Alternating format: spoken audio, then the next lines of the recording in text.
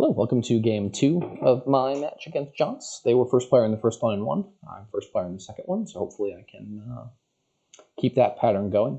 I've got 3-4. Usually on a Silk Merchant Kingdom you want 4-3.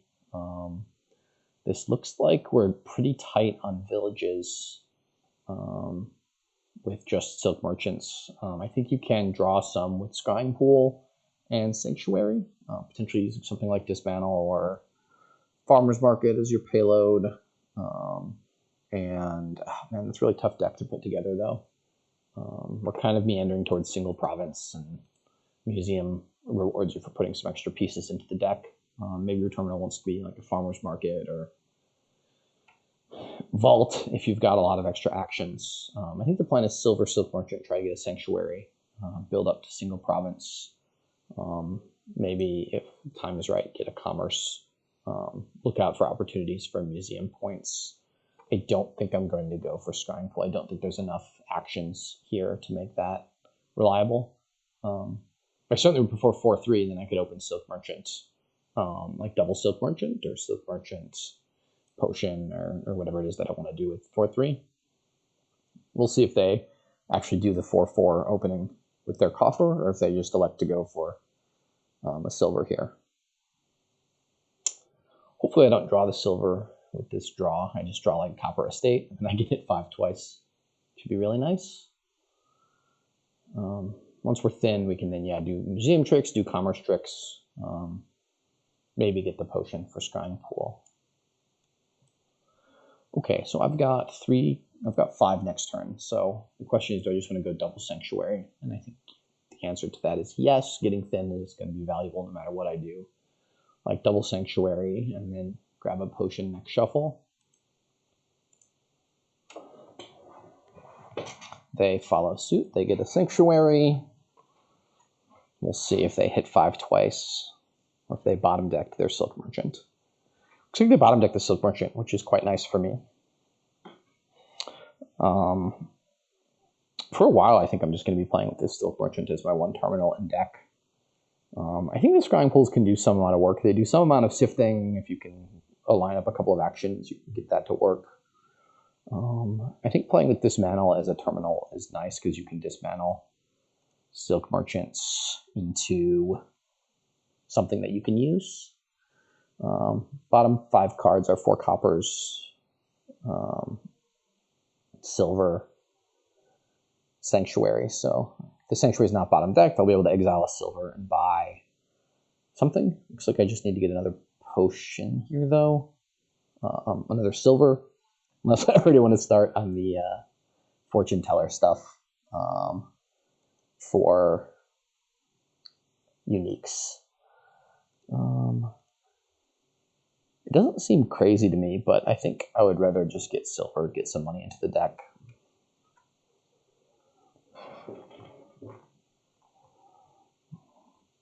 So I have to make the decision now if I want to get the potion or if I'm just going to get super thin with Sanctuary and build like a Sanctuary golden deck, which is 2 golds, silver, Sanctuary, province,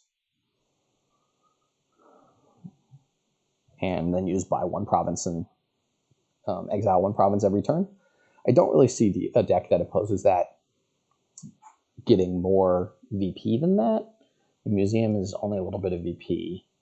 Only a little bit of VP there. We're always going to exile a copper here.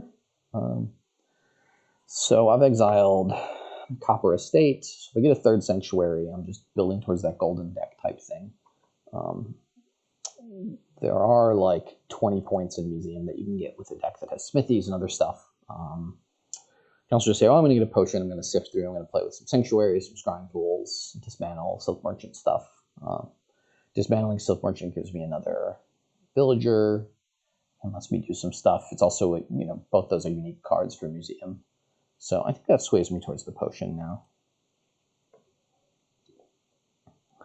Hopefully find a Sanctuary here. I do not, but I can just buy a Scrying Pool and find my Sanctuaries in the next hand. Or I'll bottom deck them both, which is really, really sad. Now they're quite a bit ahead. double bottom decking the sanctuaries. And I think I'm just going to buy a third one. It's a cantrip for Scrying Pool. But I'm definitely losing now. They've exiled 3. They're getting a much thinner shuffle. I've got a much thicker shuffle going on. I wonder if that means I should actually add like a journeyman or something to my deck to filter out coppers to try to draw through the deck faster to see the good cards. Yeah, I mean, I think given the current situation, that makes the most sense to me. I think third sanctuary should be fine. And I immediately draw it. I'm going to now draw stuff here that I'm not able to play, which is going to be sad. I'm not going to be able to exile.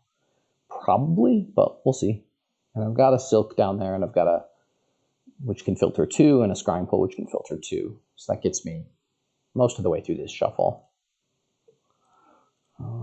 Set aside. Okay, so made it a decent way through the shuffle. Bottom 5 cards have the Scrying Pool, so I'll add another Scrying Pool. And be able to trigger a shuffle here with all my good actions in it. With a bit of luck, I could potentially actually draw one of those actions here.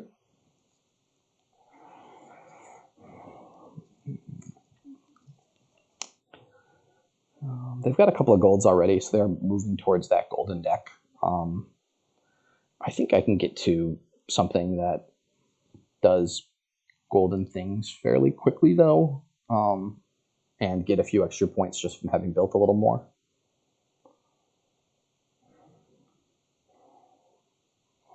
I've got the 2 silvers as payload once I've exiled the rest of my coppers, and hopefully get to exile 3 this next shuffle. Okay, they're going hard on gold. I will discard their smithy.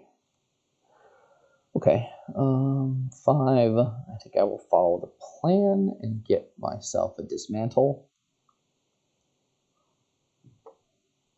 It's a decent chance Scrying Pool will draw a couple of cards here. They hit 8. This is a question like, do you just go for provinces? Okay, they are going for provinces.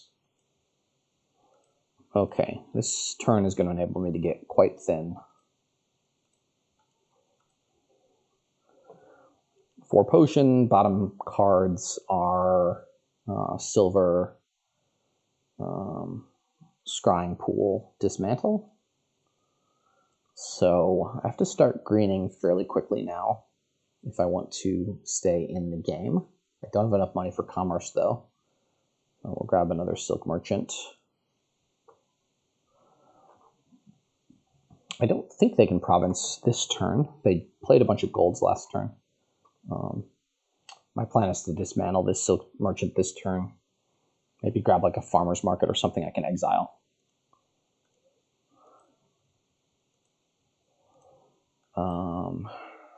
I guess I need to draw on.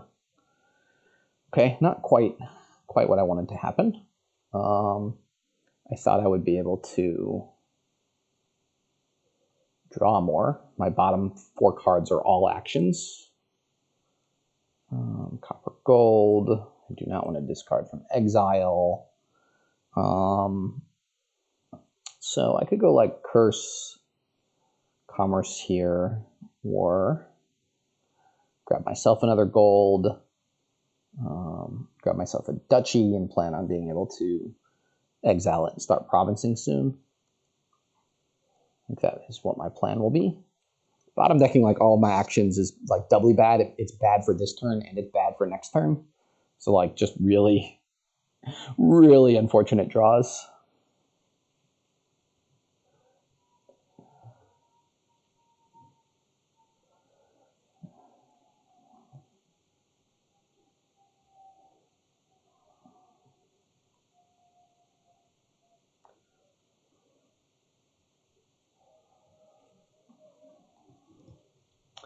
The dismantle lets me do some interesting stuff in late game. I can dismantle a sanctuary into a unique and a gold. I can dismantle a gold into a unique. All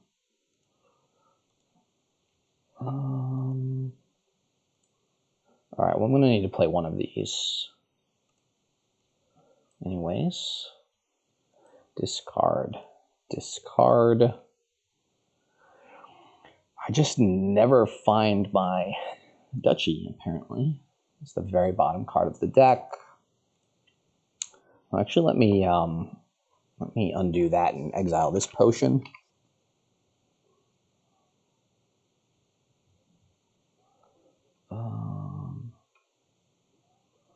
I want to exile the potion, right? I'm not going to buy any more Scrying Pools.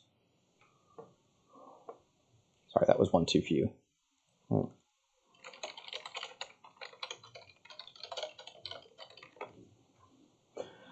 Okay, so we'll trash the Silk Merchant into a farmer's market, and then buy ourselves a province, and we're only down by 2 here, so not in terrible shape.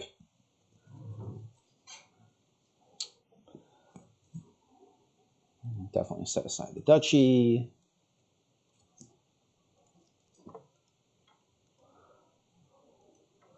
And set aside the province. Okay, now we're cooking with fire, as it were. So the bottom card is indeed the farmer's market, which I'm okay with leaving set aside. I can just not play this dismantle now, or I can dismantle. I can dismantle a gold into gold Silk Merchant. Not sure what exiling does for me then. You can dismantle a gold into gold Silk Merchant and then buy a province. The extra Silk Merchant will just be nice for smoothing things out. And if we trade provinces, this dismantle should give me the edge in terms of being able to gain a unique card last turn for +2 VP. In fact, potentially getting a unique card both these 2 turns. Okay. Discard. Actually, we'll need to gain a couple of. And I think play this Silk Merchant kind of no matter what.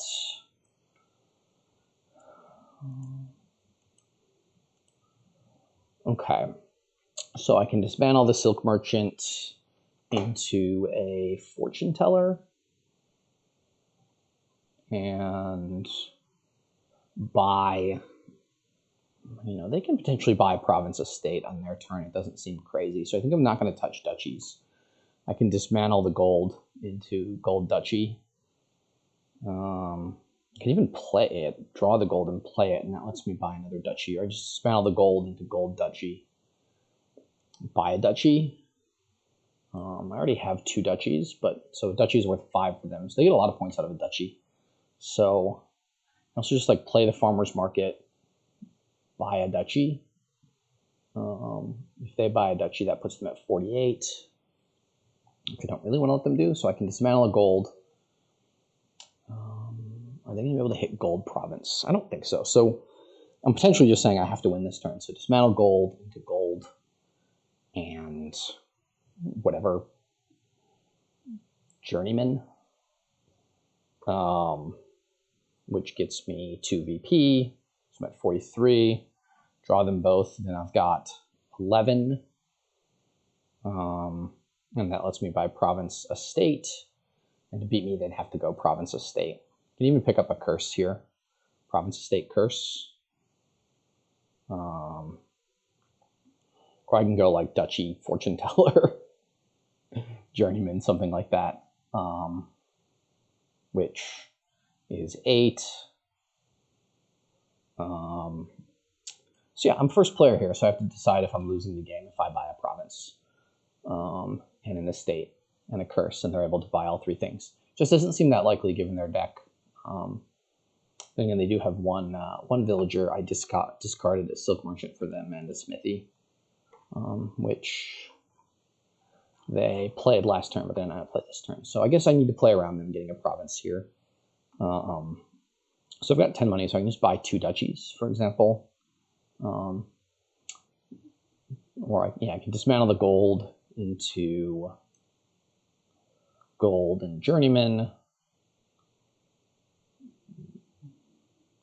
want to do that. Dismantle the Silk Merchant into gold and Fortune Teller and buy 2 duchies. Hope I don't dud next turn. Could also buy like Journeyman Duchy.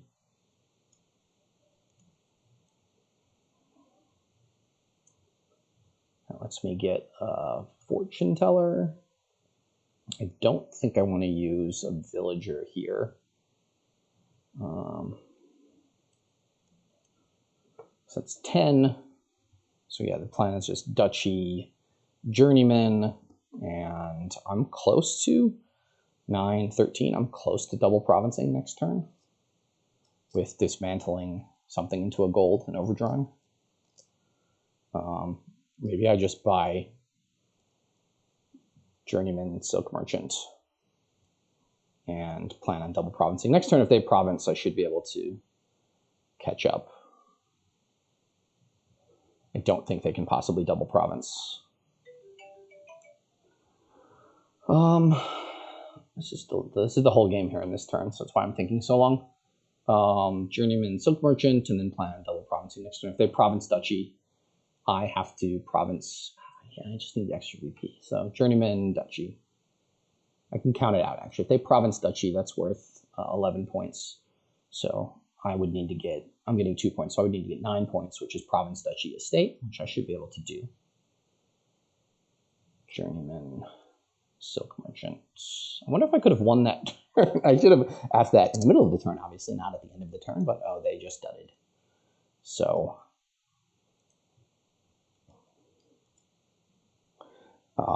that makes life a lot easier. I can draw the gold. I can dismantle the Silk Merchant into a silver and a gold and draw it and play all my treasures and just buy double province. Okay, so that they ended up having a dud and I way overthought it. Yeah, I think they went for the golden neck thing and they maybe just pulled the trigger on provinces a little too early and needed to build one more turn, but I was able to build quite a bit bigger because of that. Game goes to me. We move on to game 3.